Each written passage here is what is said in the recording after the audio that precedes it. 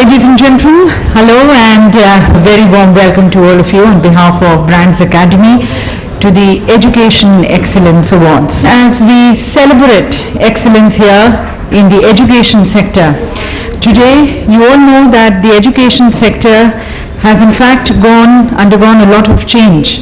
Today education is not about your bookish knowledge. It is more about making yourself aware. It is more about developing a sense of what is right and what is wrong. It is more about developing a sense of reasoning and creating professionals, people who can excel, people who can take risk, people who are connected, who are informed. So today education is more about skills, it is more about knowledge, and it is more about building the character.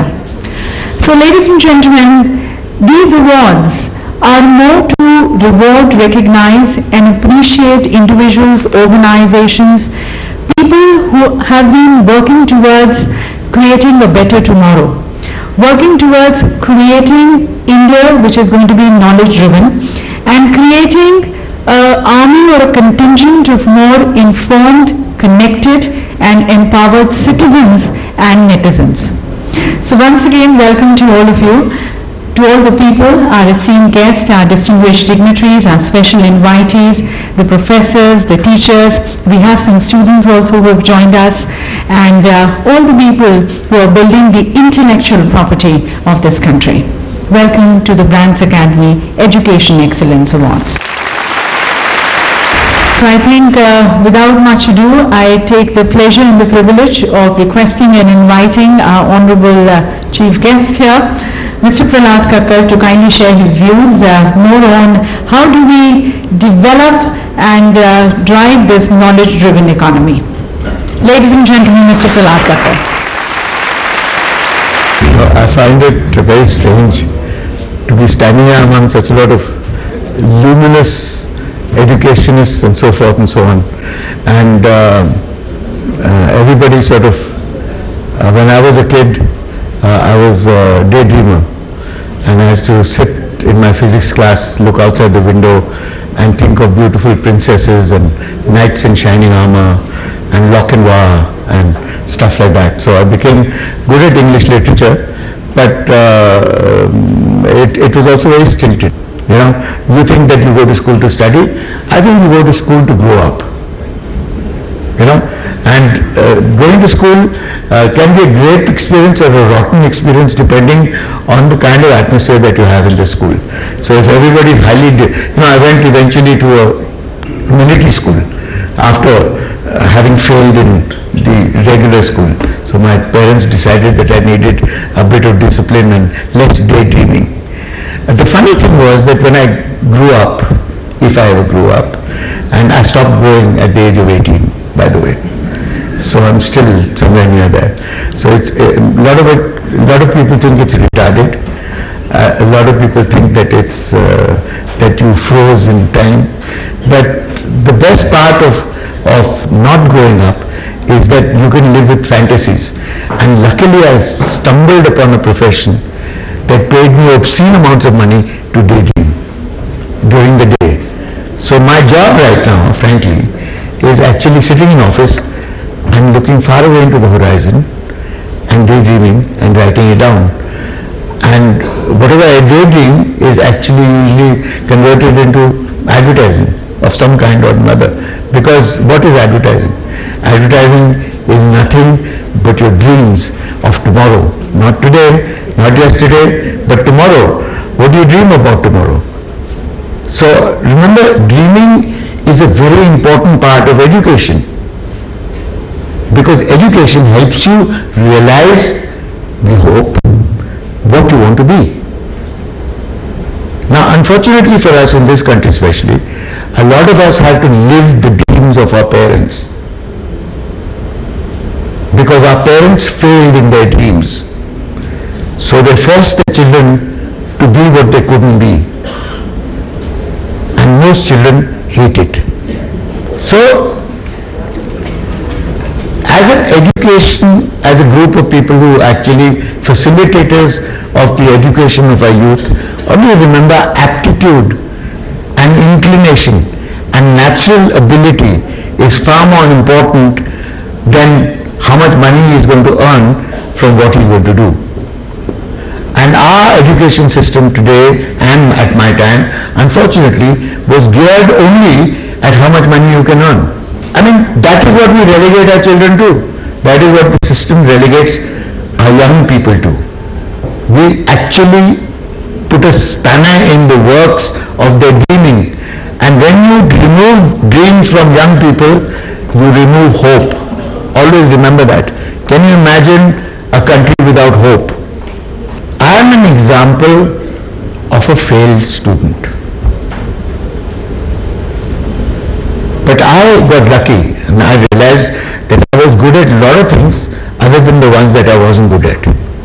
So you can imagine, today the world is wide open. And your job as facilitators and as educators, your job is to find what the kids are good at. So I'm going to leave you with this thought that everybody has an individual dream, everybody is an individual. And I wish we wouldn't systemize the business of education to a degree where everybody comes out of a pharma looking like everybody else, and then their dreams are destroyed. And then you get a whole generation of clock watchers. So if any of you do that, even today, remember you're in the wrong profession. Remember you're slaves. Remember no amount of money is worth it. Thank you. So with your permission, I announce the first award. Ladies and gentlemen, this award is for the most promising institute for fire safety and hazard management in India. And the winner, Institute of Fire Engineers. The promoter of the institute, Shri A.K. Praveen Singh, and management personnel are premier to promote the fire safety education in private sector since 1999. Thank you to you, sir. Many congratulations. You're doing such a wonderful job, and this country definitely requires more people like you. Thank you. Congratulations. The next award is for the Best Animation Training Institute in North India. And ladies and gentlemen, the winner here is Arena Animation Academy.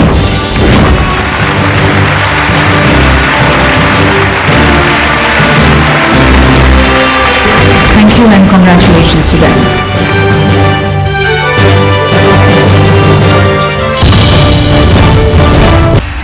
So we now have the next award, and this is for the best upcoming tutorials for CBSE exams in Delhi, and the winner here is Bhargav Tutorials.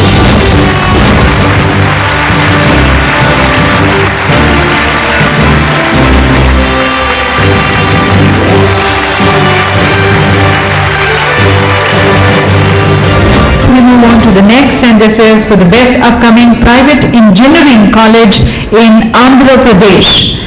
And here, qualifying for the best upcoming private engineering college in Andhra Pradesh is Godavari Institute of Engineering and Technology.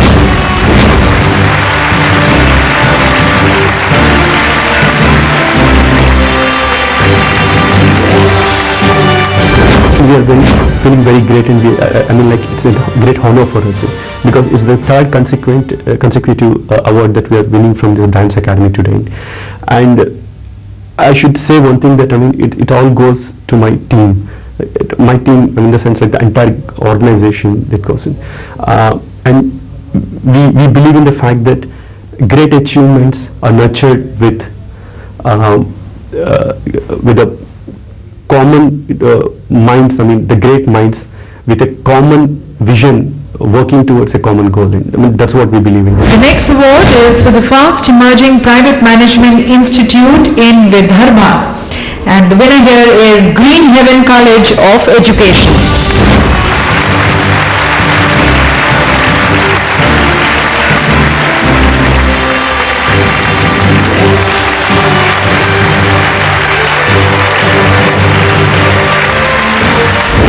The next award, ladies and gentlemen, is for the Fast Emerging Preschool Brand in NCR, and the winner here is IntelliTalks Learning.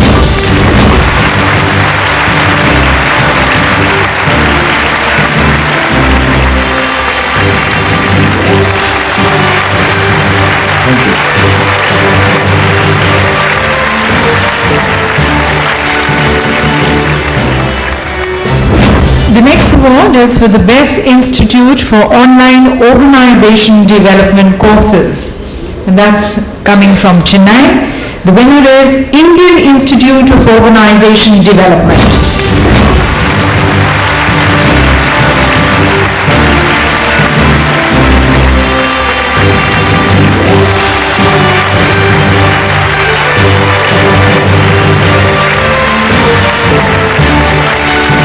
The next award, ladies and gentlemen, is for the most promising Design Institute in Mumbai, and the winner is Raffles Design International.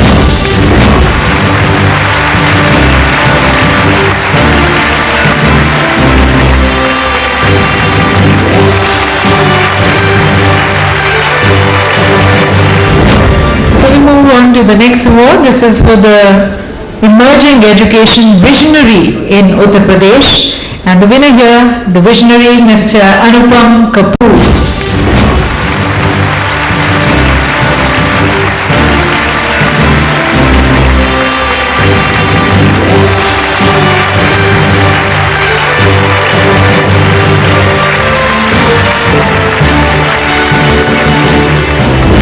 The next award, this is for the Best Digital Media Academy in India, and the winner is Creative Multimedia Services Private Limited.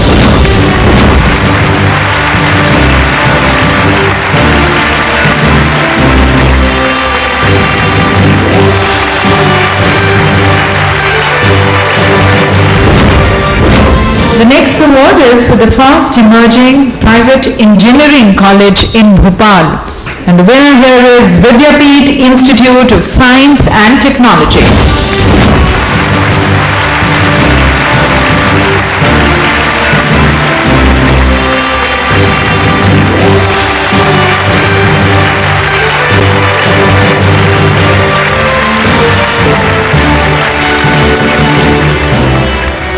See, I feel Brands Academy is doing a real good job by doing research on the institute and then giving such awards.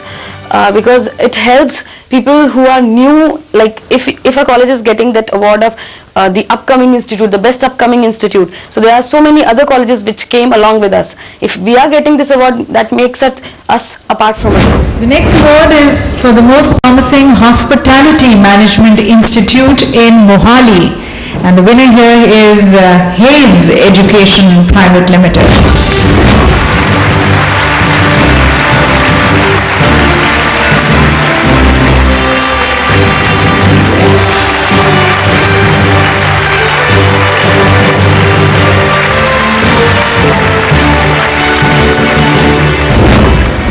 For the Best Embedded Systems Training Institute in India.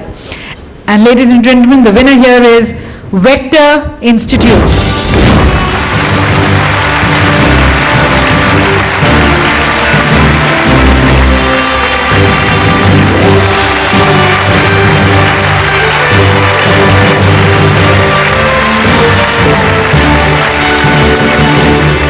Yeah, we have got many unique qualities with us where we take the candidates from an all-India level entrance exam throughout India, and we have been placing those candidates to major corporates like Sony R&D, Bosch, GE, Philips and all.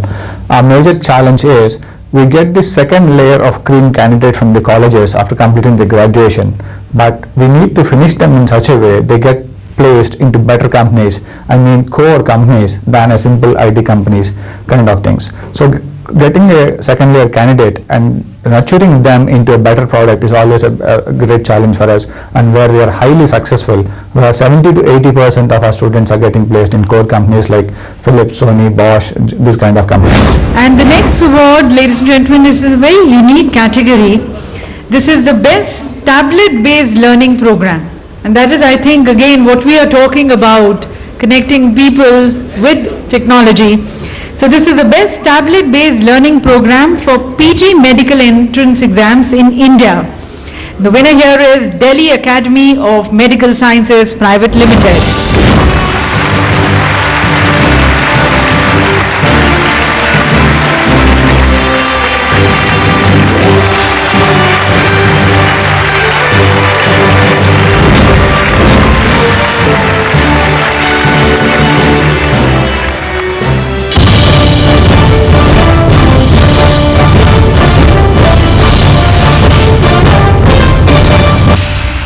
The next award is for the most innovative and successful international MBA program.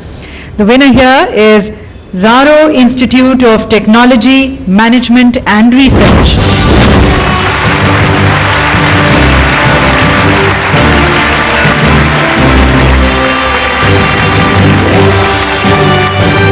And I think for the next, I request you to continue to be with us. Mr. Sanjay, if I can request, because the next award is for the Institute for Future Education Entrepreneurship. Once again, the winner, we have Mr. Sanjay. Congratulations. Well, we're only talking about 2 awards.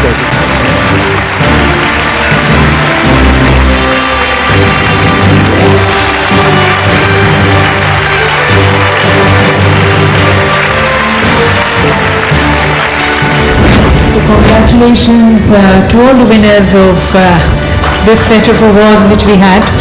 As all of you know, we have the Right to Education Act. I think this is the 3rd anniversary of it which we are having. According to it, the Government of India is wanting to extend free and compulsory education till the age of 14. But have we actually been able to achieve that? We still have literacy rates as I said in the beginning also, literacy rates in the country so low. We still have people not wanting, especially in the villages and the remotest part of the country, people not wanting to send their children to school. So we have to come up with innovative concepts or ideas. We have certain institutes and organizations. No, I don't think it's the reason that villages don't want to send their children to school. I think everybody wants their children to do better than themselves. But they can't because they're short-handed. Yeah. They need them to work in the field. They need them to earn money at a very early age to be able to support themselves. Forget about sending them to school. So one of the biggest reasons which the government has been very successful in what you call getting children to school is to offer a midday meal. Yeah. Now, the moment you offer a midday meal, the parents feel that they don't have to pay for that meal and that they are going to send their children to school not to study, but for to the eat. meal. Yeah. So if I can request you, Mr. Kakkar, to kindly take your seat on the front row. So as Mr. Kakkar also said that we have to come up, yes, Government of India has now come up with the midday meal. It is actually an incentive sending them. Then we have even Wash for Schools, that another scheme which is being run by along with UNICEF. You are providing good toilets. So that again is driving and sending the children to school, going in the right kind of place. So these are certain means or incentives which the Government of India is extending towards making the Right to Education Act, which was leading it to its complete or full implementation or effective implementation.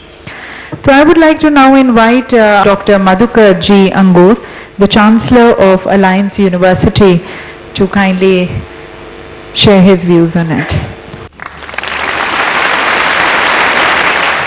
Right to education is something that is less heard of when you compare that perhaps to right to information, for instance. The global scenario is getting better. Chile, among all the nations of the world, is one nation that has actually gone a lot ahead than the rest of the world. They educate school children right up to age 21. And their literacy rate is one of the highest in the world. I don't know if many of us are aware of it or not. There are many other countries, like I said, 135 countries that have some form of enactment or so. But in India, as you look back as to our own performance, we still have a long way to go. More than 80 lakh school children, one of the recent surveys called the RTE Forum said that more than 80 lakh school children are actually not going to school and taking up some odd jobs and so on. There have been some not-for-profit organizations that are actually involved in it. My point on this is, what can India do, because the topic is so sensitive and it's so close to our heart, that we could have better implementation of RTE. And if you really look at what can be done, one of the models that I have studied in some depth is the US model which is also an act which says No Child Left Behind Act. Perhaps we could take a few pages out of that as part of our own learning process. One of which is accountability. Our schools need to provide accountability to the performance of our students. So it is not just education, but it is the learning outcomes that is important. The second area is awareness. Less than 15% of the people are even aware that right to education exists in this country, and let alone people in the villages. Even they are aware that they are eligible for free and compulsory education. The third one is, I think the NGOs need to be more involved in it. The fourth one, and it is also very important for us, is states have a responsibility to be able to integrate not just bringing children into school, but other aspects of it. And finally, we always talk about this public-private partnership.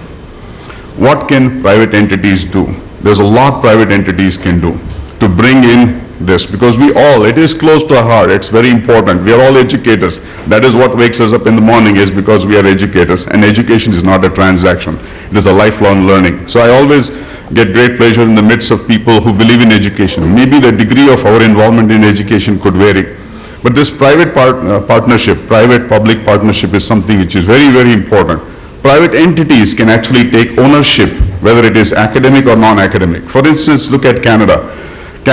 In fact, Belgium has this, UK has this program where they provide free transportation to school children. They just do this, and this is a non-academic one, but free transportation to children. We have done reasonably well when it comes to neighborhood requirements for RTE. The neighborhood requirement is we should have one primary educational institution or one primary school within a 1 kilometer radius, and one higher primary educational institution within a 3 kilometer radius. This India has done reasonably well in terms of opening up schools. That is, we have about 78 or 80% of our schools meet that requirement. But ultimately what we are really looking at is, it is not education for all, it is really learning for all that we are looking at, and that measured in learning outcomes and so on. So again, I want to congratulate all the educators who are all involved actively, and even non-educators. I know it is close to our heart. And thank you again for Branch Academy for giving me this platform. Thank you. So ladies and gentlemen, welcome back. This award goes to Silver Lake. Technology overtakes content. Then you're dead in the water.